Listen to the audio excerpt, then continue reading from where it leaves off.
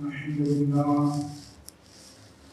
لله رب العالمين والعاقبة للمتقين والصلاة والسلام على أشرف الأنبياء والمرسلين وعلى آله وأصحابه أجمعين. أما بعد فأعوذ بالله من الشيطان الرجيم. بسم الله الرحمن الرحيم. ولو أنهم إذ ظلموا أنفسهم جاءوك واستغفروا الله واستغفر لهم الرسول لوجدوا الله توابا رحيما. صدق الله مولانا العظيم وصدق رسوله النبي الأمين المكين المختار الكريم. ونحن على ذلك لمن الشاهدين والشاكرين والحمد لله رب العالمين. حضرات محترم، آئیے آیت کریمہ پر روشنی ڈالنے سے پہلے سب لوگوں میں آرام فرمانے والے آقا و مولا حضور ساجدار انبیاء راحت قلب و سینہ سیاح المقام ملک انس و جان حبیب پروردگار طه و یاسین رحمت للعالمین شفیع المذنبین جناب احمد مجتبی ارواحنا فدا محمد مصطفیٰ صلی اللہ تعالی علیہ وسلم کے دربار عالی شان میں نہایت عقیدت و محبت کے ساتھ اپنی غلامی کا ثبوت دیتے ہوئے درود شریف کا نذرانہ پیش فرمانے کی سعادت حاصل کریں. اللہم صلی علی سیدنا مولانا محمد محمد جود الرحمن الرحیم وبارک وسلم. امام عشق و محبت سرکار اعلی حضرت عظیم البرکت الشاہ امام احمد رضا خان فاضل بریلوی رضی اللہ تعالی عنہ فرماتے ہیں کہ واہ کیا جود و کرم ہے شہ بتہا تیرا، واہ کیا جود و کرم ہے شہ بتہا تیرا، نہیں سنتا ہی نہیں ماننے والا تیرا. اور فرش والے تیری شوکت کا علو کیا جانے، کہ فرش والے تیری شوکت کا علو کیا جانے، خود روا عرش پہ ہوتا ہے بھریرا تیرا. اور میں تو مالک ہی کہوں گا کہ وہ مالک کے حبیب، میں تو مالک ہی کہوں گا کہ وہ مالک کے حبیب یعنی محبوب و محب میں نہیں میرا تیرا. حضرات محترم، اللہ تبارک و تعالیٰ نے انسان کے لیے دو طرح کے حقوق کی ادائیگی لازم فرمائی ہے، جن میں سے ایک تو اللہ تبارک و تعالیٰ کے حقوق ہے، یعنی نماز، روزہ، حج، زکوٰۃ و دیگر احکامات ربانی کی پابندی کرنا.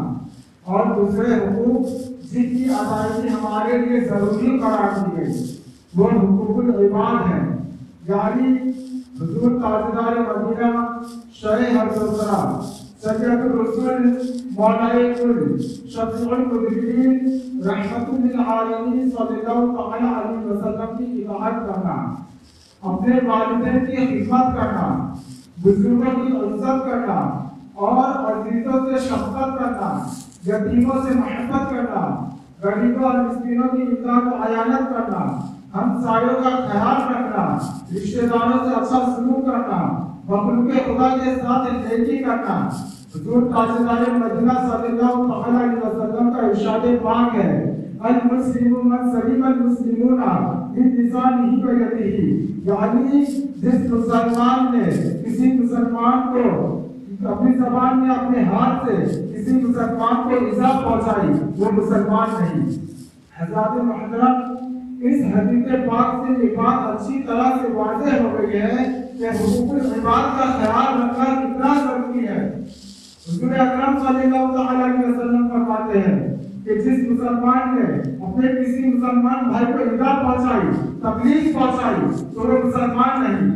حضرات محترم، اگر کوئی مسلمان کسی مسلمان بھائی کی حق تلفی کرے یا اس کو اذا پہنچائے یا اس کا حق غضب کرے تو جب تک وہ شخص جس کے ساتھ زیادتی ہوئی ہے وہ زیادتی کرنے والے کو معاف نہیں کرے گا، بارگاہ خدا بندی سے پھر سے معافی نہیں ملے گی، اس لیے کہ یہ حق العدل ہے، بندہ معاف کر دے گا تو اللہ تبارک و تعالیٰ بھی معاف کر دے گا۔ حضرات محترم، اگر والدین ناراض ہو جائے تو ہم ان کو راضی کرنے کے لیے ان کے پاس جائے، اگر رشتہ دار ناراض ہو جائے تو ہم انہیں راضی کرنے کے لیے ان کے مکان پر جائے۔ تو آئیے قرآن کریم سے پوچھئے کہ اگر ہم اللہ تبارک و تعالیٰ کی نافرمانی کر کے اسے ناراض کر لیں تو پھر معافی مانگنے کے لیے جس کے دروازے پر جائے وہ اللہ مکان ہے۔ تو سنیے قرآن کریم میں ارشاد ربانی ہے، وَلَوْ أَنَّهُمْ إِذْ ظَلَمُوا أَنفُسَهُمْ جَاءُوكَ فَاسْتَغْفَرُوا اللَّهَ وَاسْتَغْفَرَ لَهُمُ الرَّسُولُ لَوَجَدُوا اللَّهَ تَوَّابًا رَحِيمًا۔ اگر وہ اپنی جانوں پر ظلم کر لے تو اے محبوب وہ تمہارے حضور حاضر ہو جائے اور اللہ تبارک و تعالیٰ سے معافی چاہے اور رسول ان کی شفاعت فرمائے تو ضرور اللہ تبارک و تعالیٰ کو وہ توبہ قبول کرنے والا مہربان پائیں گے۔ حضرات محترم، اس آیت کریمہ میں اللہ تبارک و تعالیٰ نے ارشاد فرمایا، اے میرے پیارے محبوب صلی اللہ علیہ وسلم اپنے گنہگار بندے سے فرما دیجئے کہ اگر وہ اپنے خالق و مالک کی نافرمانی کر کے اسے ناراض کر لے تو معافی مانگنے کے لیے آپ کے دروازے پر حاضر ہو جائے، اس لیے کہ آپ کا دروازہ ہمارا ہی دروازہ ہے۔ سرکار اعلیٰ حضرت فرماتے ہیں کہ خدا خدا کا یہی ہے در، خدا خدا کا یہی ہے در، کہیں اور کوئی مگر جو وہاں سے ہو یہی آتے ہو، جو یہاں نہیں تو وہاں نہیں۔ حضرات محترم، گناہوں کی معافی مانگنے کے لیے بارگاہ نبوی میں حاضر ہونا ضروری ہے۔ اب سوال یہ ہے کہ ہر گنہگار میں یہ استطاعت نہیں، یہ طاقت نہیں کہ وہ سرکار مدینہ کے دربار عالیہ میں حاضر ہو سکے۔ تو سنیے، اللہ تبارک و تعالیٰ نے یہ نہیں فرمایا جاؤ فی المدینہ، یعنی اے محبوب آپ کے پاس مدینہ منورہ میں حاضر ہو، بلکہ مطلب فرمایا جاؤ گا، یعنی جہاں کہیں بھی ہو حضور کریم کے ساتھ اس دربار کی طرف توجہ فرمائے، اس لیے کہ ہر مومن کا دل محبوب خدا علیہ تحیت و ثنا کی جلوہ ہے، اس ظاہر آپ مدینے میں ہے، یہ باطن ہر مومن کے سینے میں ہے۔ اسی لیے شاعر نے کیا کون کہا ہے، سنا ہے رہتے ہیں آقا فقط مدینے میں، سنا ہے رہتے ہیں آقا فقط مدینے میں، غلط ہے، رہتے ہیں وہ عاشقوں کے سینے میں۔ حضرات محترم، بعض لوگ یہ بھی کہتے ہیں کہ حضور اکرم صلی اللہ علیہ وسلم کے بارگاہ سے بارگاہ رسالت معاد میں خدا بندے عالم سے معافی مانگنے کا حکم صرف اور صرف حضور اکرم صلی اللہ علیہ وسلم کی ظاہری حیات میں ہی تھا۔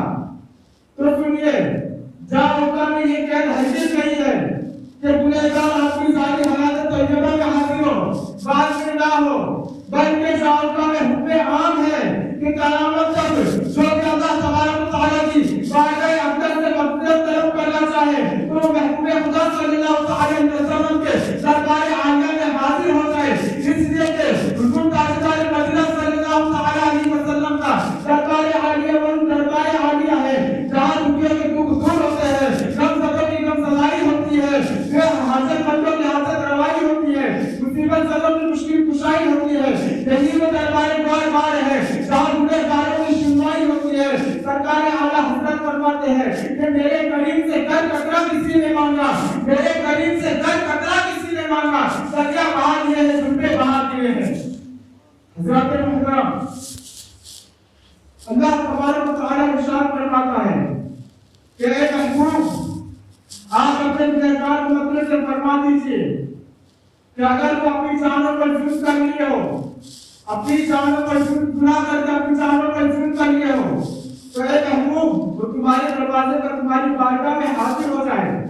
اللہ تبارک و تعالیٰ نے ہمیں سائل بن کر محبوب خدا صلی اللہ علیہ وسلم کی دربار اقدس میں حاضر ہونے کا حکم فرمایا اور اپنے محبوب پاک صلی اللہ علیہ وسلم سے فرمایا کہ اے میرے محبوب جو مانگنے والا سے جھڑکنا نہیں. اور ارشاد ربانی ہے محمد سائلہ فلا تنہر، یعنی اے محبوب صلی اللہ علیہ وسلم منگتے کو جھڑکو مت. حضرات محترم حضور اکرم صلی اللہ علیہ وسلم فرماتے ہیں اے غلاموں مجھ سے مانگو. مشکات شریف میں ہے کہ حضور صلی اللہ علیہ وسلم کے ایک صحابی جن کا نام ربیعہ بن کعب رضی اللہ تعالیٰ عنہ ہے، وہ انہوں نے ایک مرتبہ حضور اکرم صلی اللہ علیہ وسلم کو رات میں وضو کے لیے پانی پیش کیا. تو آپ صلی اللہ علیہ وسلم نے اپنے خادم سے فرمایا جنہیں تو بیان کرتے ہیں کہ فقال لی سل فقلت اسألک ما فقط فی الجنہ فقال او غیر ذلک فقلت ذاک، یعنی حضور اکرم صلی اللہ علیہ وسلم نے فرمایا مانگو. تو حضرت ربیعہ کہتے ہیں کہ میں نے عرض کیا کہ میں آپ سے جنت میں آپ کی رفاقت مانگتا ہوں. تو حضور اکرم صلی اللہ علیہ وسلم نے فرمایا کچھ اور بھی مانگنا ہے تو مانگو. تو حضرت ربیعہ کہتے ہیں بس یہی. حضرات محترم اللہ تبارک و تعالیٰ نے ہمیں حضور اکرم صلی اللہ علیہ وسلم کی بارگاہ اقدس سے مانگنے کا حکم صادر فرمایا اور اپنے محبوب صلی اللہ علیہ وسلم سے فرمایا کہ اے میرے محبوب اور اپنے محبوب صلی اللہ علیہ وسلم کو عطا کرنے کا حکم فرمایا. آقا نامدار صلی اللہ علیہ وسلم فرماتے ہیں کہ اے غلاموں مجھ سے مانگو.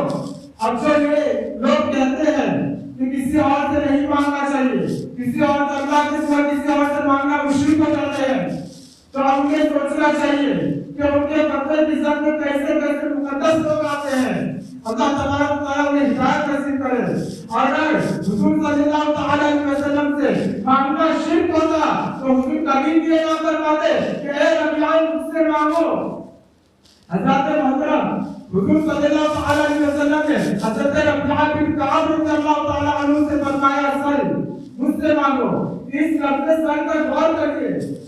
حضور صلی اللہ علیہ وسلم نے یہ نہیں فرمایا کہ اے ربیعہ مجھ سے بڑا چیز مانگو بڑا چیز نہ مانگو، بلکہ آپ نے مطلق فرمایا کہ سل اے ربیعہ مجھ سے مانگو جو تمہارا جی چاہے. حضرات کرام یہ دعوے عظیم وہی کر سکتا ہے جس کے قبضے میں ساری خدائی ہو، جو تاجدار کو عالم ہو، جو تاجدار کو جہاں ہو، جو تمام کائنات کا شہنشاہ ہو. حضور اکرم صلی اللہ علیہ وسلم نے سر فرما کر یہ اعلان فرما دیا کہ اللہ تبارک و تعالیٰ نے مجھے دونوں جہاں کا مالک و مختار بنا کر بھیجا ہے. چنانچہ بخاری شریف میں ہے کہ حضور صلی اللہ علیہ وسلم کا ارشاد پاک ہے کہ انی اعطیت مفاتیح خزائن الارض اور مفاتیح الارض، یعنی کہ اللہ تبارک و تعالیٰ نے انہیں زمین کے تمام خزانوں کی چابیاں عطا کر دی ہے. اسی لیے سرکار آواز کر فرماتے ہیں کہ مالک کل نے آپ کو خالق کل نے آپ کو مالک کل بنا دیا. دونوں جہاں ہے آپ کے قبضہ اختیار میں. حضرات محترم حضور صلی اللہ علیہ وسلم حضرت ربیعہ سے فرمائے مانگو مجھ سے جو چاہو وہ مانگو میں عطا کروں گا. حضرات محترم حضرت جابر رضی اللہ تعالیٰ عنہ فرماتے ہیں کہ ایک مرتبہ میں نے حضور اکرم صلی اللہ علیہ وسلم کی دعوت دی اور تھوڑا سا کھانا تھا اور میں آپ کی بارگاہ میں حاضر ہوا اور عرض کیا یا رسول اللہ علیہ السلام میرے غریب کھانا میں تشریف لائے اور آپ کی دعوت ہے. تو حضور صلی اللہ علیہ وسلم نے تمام صحابہ کرام کو فرمایا کہ آج جابر کے گھر دعوت ہے، جابر کے گھر دعوت ہے. حضرت جابر رضی اللہ تعالیٰ عنہ گھبرا گئے کہ کھانا تو تھوڑا سا ہے اور سرکار تو عالم صلی اللہ علیہ وسلم نے تو اتنے سارے تمام صحابہ کرام کو کہہ دیا کہ تمام لوگوں کی دعوت جابر کے گھر پہ ہے. تو سرکار تو عالم صلی اللہ علیہ وسلم فرماتے ہیں اے جابر جب تک میں نہ آؤں ہانڈی چولہے سے نہ اتارنا اور روٹی نہ پکانا. تو حضرت جابر گھر کی طرف جاتے ہیں اور اپنی بیوی سے اپنی اہلیہ سے کہتے ہیں کہ حضور کا انصار مہاجر کے تمام صحابہ کو لے کر آ رہے ہیں. تو ان کی بیوی کہتی ہے کہ اے میرے سرکار آپ نے یہ عرض نہیں کیا تھا کہ کھانا تھوڑا سا ہے. تو آپ کی بیوی کہتی ہے کہ حضرت جابر کہتے ہیں کہ میں نے عرض کیا تھا کہ کھانا تھوڑا سا ہے. تو آپ کی بیوی کہتی تو فکر نہ کرے جو کھلائے وہی کھلائیں گے. پھر سرکار تو عالم صلی اللہ علیہ وسلم تمام صحابہ کرام کے ساتھ حضرت جابر کے گھر تشریف لاتے ہیں اور ہانڈی میں اپنا نوابی دہن ڈالتے ہیں اور چولہے میں آٹے میں اپنا نوابی دہن ڈالتے ہیں اور دعا فرمائی. اور جب کھانا شروع کیا گیا تو حضرت جابر رضی اللہ تعالیٰ عنہ کہتے ہیں کہ خدا کی قسم اگر ہم 1,00,000 کی تعداد میں بھی ہوتے تو یہ کھانا ہمیں پورا پڑتا. 1,000 صحابہ کرام نے پیٹ بھر کے کھانا کھایا. حضرات گرامی نوابی دہن جو سرکار تو عالم صلی اللہ علیہ وسلم کا دھوپ مبارک میں جب تشریف کرتے ہیں تو آپ کو پورا معجزہ بن کر تشریف لائے. حضرت محترم اسی طرح سے جنگ احد کا معاملہ تھا. حضرت قتادہ رضی اللہ تعالیٰ عنہ کی آنکھ تیر لگنے کی وجہ سے نکل گئی تھی. تو آپ نے حضرت قتادہ نے اس آنکھ کے گولے کو لے کر بارگاہ رسالت میں حاضر ہو گئے اور عرض کیا کہ یا رسول اللہ علیہ السلام میری آنکھ نکل آئی ہے. تو سرکار تو عالم صلی اللہ علیہ وسلم نے فرمایا کہ اے قتادہ اگر تو صبر کرے تو تجھے جنت ہے، تجھے جنت ہے. تو حضرت قتادہ رضی اللہ تعالیٰ عنہ کہتے ہیں کہ یا رسول اللہ آپ میری طرف سے مرحمت فرما دیجئے اور جنت اپنے کرم سے عطا کر دیجئے. تو سرکار تو عالم صلی اللہ علیہ وسلم نے حضرت قتادہ کے آنکھوں پر ہاتھ رکھا اور اسے بند کیا تو وہ آنکھ اس طرح ہو گئی جیسا کہ کبھی کچھ ہوا ہی نہ تھا، جیسا کہ کبھی کچھ ہوا ہی نہ تھا. حضرات محترم اسی لیے سرکار تعالی شریعہ فرماتے ہیں کہ جہاں پانی عطا کرتے بڑی جنت ہبا کرتے نبی مختار کوئی ہے جسے جو چاہے عطا کرتے. حضرات محترم حضرت جابر رضی اللہ تعالیٰ عنہ فرماتے ہیں کہ سورہ حجریہ کا موقع تھا اور لشکر اسلام پانی سے پریشان تھی. پانی کا کوئی نام و نشان نہیں آتا. صحابہ کرام اور پیاس سے بے ہو رہے تھے. تو ہم بارگاہ صحابہ کرام بارگاہ رسالت آپ صلی اللہ علیہ وسلم میں حاضر ہوتے ہیں اور عرض کرتے ہیں کہ یا رسول اللہ علیہ السلام پانی کا کہیں نام و نشان نہیں ہے اور صحابہ کرام پیاس سے بے چین ہیں. تو سرکار دو عالم صلی اللہ علیہ وسلم نے یہ نہیں فرمایا کہ اگر تمہاری ترائی پچھاڑو اللہ کے سوا کسی اور سے مت مانگو، اللہ سے بھروسہ رکھو، پانی تلاش کرو، مل جائے تو مجھے پیچھے دینا. یہ نہیں فرمایا بلکہ آپ نے فرمایا کہ تھوڑا سا پانی ایک پیالے میں تھوڑا سا پانی لایا جائے. تو چنانچہ صحابہ کرام نے ایک پیالے میں تھوڑا سا پانی لائے اور سرکار دو عالم صلی اللہ علیہ وسلم نے اس پیالے میں اپنا دستہ اقدس رکھ دیا. اس ہاتھوں کے درمیان سے پانی کے چشمے جاری ہو گئے اور پانی اس قدر نکلا کہ صحابہ کرام فرماتے ہیں کہ اس پانی سے ہم نے وضو بھی کر لیا، اپنی پیاسیں بھی گزار لی اور مشکلیں بھی بھر لیے. حضرت محترم سرکار اعلی حضرت فرماتے ہیں کہ انگلی نور کے چشمے لہرائے دریا بہے، نور کے چشمے لہرائے دریا بہے، انگلیوں کی کرامت بلا وسلام. حضرت محترم حضرت اسماعیل علیہ السلام نے جب زمین پر انگلی رگڑی تھی وہ پانی جاری ہوا تھا اور حضرت موسیٰ علیہ السلام نے پتھر پہ اپنا عزم مارا تھا تو 12 چشمے جاری ہوئے تھے. یہ تو عام بات ہے، زمین اور پتھر سے پانی تو نکلتا ہی ہے لیکن ہاتھ سے پانی نکلتا ہے. یہ سیدہ آمنہ ہی کا صدقہ ہے، یہ سیدہ آمنہ ہی کا صدقہ ہے. حضرت محترم حضرت جابر فرماتے ہیں کہ اگر اس وقت ہم 1,00,000 کی تعداد میں بھی ہوتے تو وہ پانی ہمیں کم نہ پڑتا. اس وقت ہم صرف 1500 صحابہ کرام تھے، اس وقت ہم صرف 1500 ہی تھے. حضرت محترم یہ ہے رسول صلی اللہ علیہ وسلم کا اختیار جو اللہ تبارک و تعالیٰ نے آپ کو عطا کیا.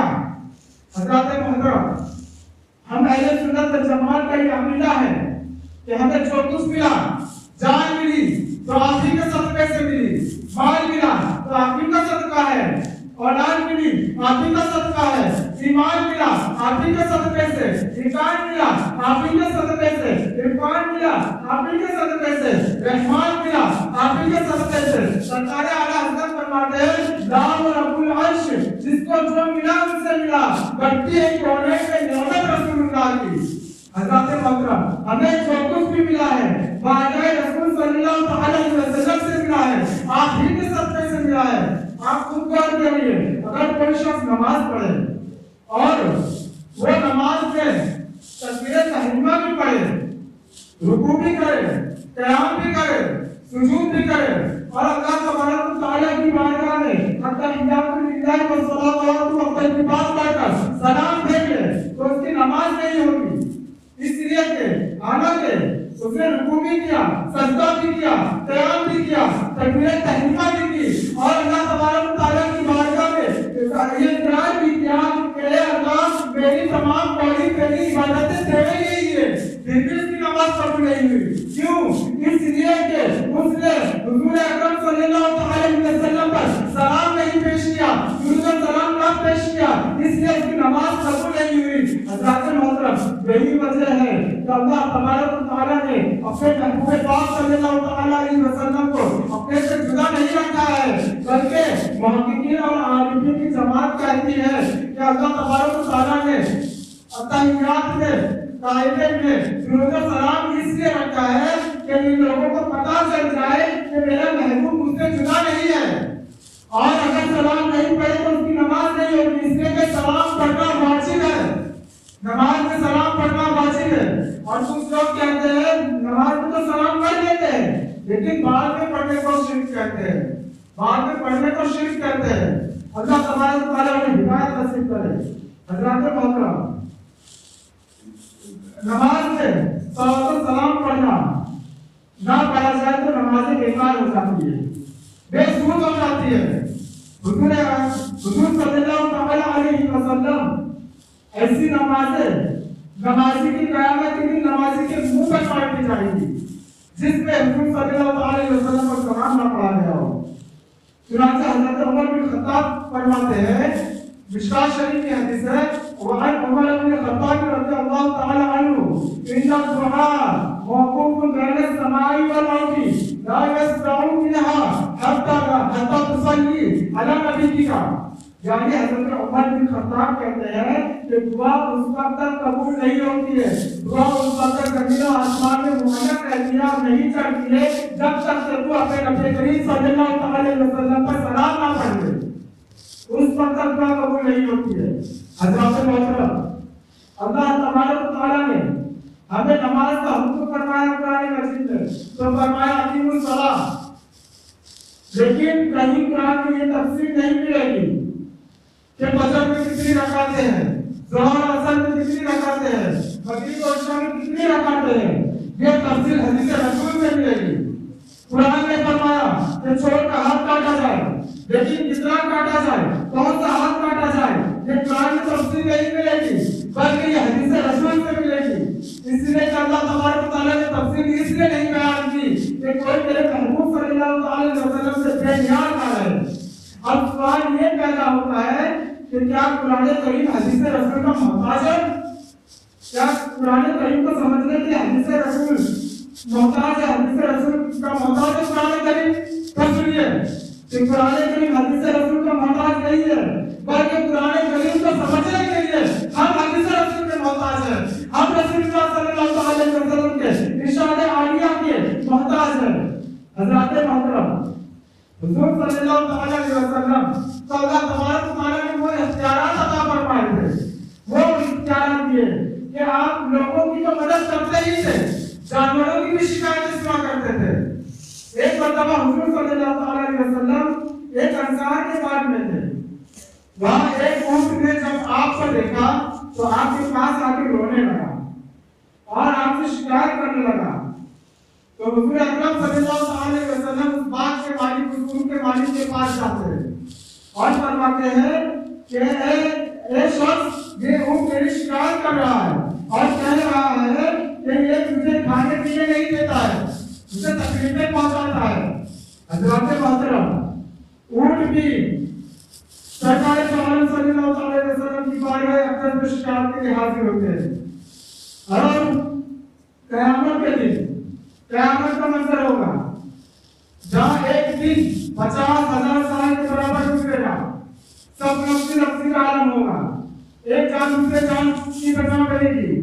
اللہ تبارک و تعالیٰ ارشاد فرماتا ہے کہ بھائی بھائی کا نہیں ہوگا، اولاد اولاد کی نہیں ہوگی، باپ بیٹے کا نہیں ہوگا، ماں بیٹے کا نہیں ہوگی، کوئی کسی کا نہیں ہوگا، سارے رشتے دار ختم ہو جائیں گے، لوگ سفارش کے لیے گھر سے چھوڑیں گے۔ حضرت آدم کے پاس جائیں گے کہ مجھے بخشش کرا دیجیے، حضرت ابراہیم کے پاس جائیں گے، حضرت موسیٰ حضرت عیسیٰ کے پاس جائیں گے، تمام انبیاء کرام کے پاس جائیں گے، لیکن تمام انبیاء کرام فرمائیں گے کہ آج ہم خود ہی نفسی نفسی کے عالم میں ہیں، اس ہم اس کام کے لیے نہیں ہے۔ تو لوگ اسی طرح کرتے کرتے حضور کے بارگاہ میں آئیں گے اور حضور شفاعت کریں گے، یا رسول اللہ آپ ہماری شفاعت فرمائے۔ تو حضور صلی اللہ علیہ وسلم فرمائیں گے کہ اے میرے غلاموں میں اسی کام کے لیے ہوں۔ آپ سچا ہے جو کہیں گے اللہ کی بارگاہ میں، اللہ تبارک و تعالیٰ فرمائے گا کہ اے محبوب اپنا سر اقدس کو اٹھائیے اور مانگیے جو مانگو گے وہ دیا جائے گا، اور شفاعت کریے، شفاعت قبول کی جائے گی آپ کی۔ تو سرکار صلی اللہ علیہ وسلم لوگوں کی شفاعت کریں گے۔ حضور فرماتے ہیں کہ میں اس وقت تک راضی نہیں ہوں گا جب تک کہ اپنی ایک ایک امتیوں کو جہنم سے نکال کے جنت میں نہ کر دوں۔ یہ ہے اختیارات مصطفیٰ۔ اللہ تبارک و تعالیٰ کی بارگاہ میں دعا ہے کہ اللہ تبارک و تعالیٰ ہم سب کو حق سننے کی اور اس پر عمل کرنے کی توفیق عطا فرمائے۔ وما علینا الا البلاغ۔ السلام علیکم۔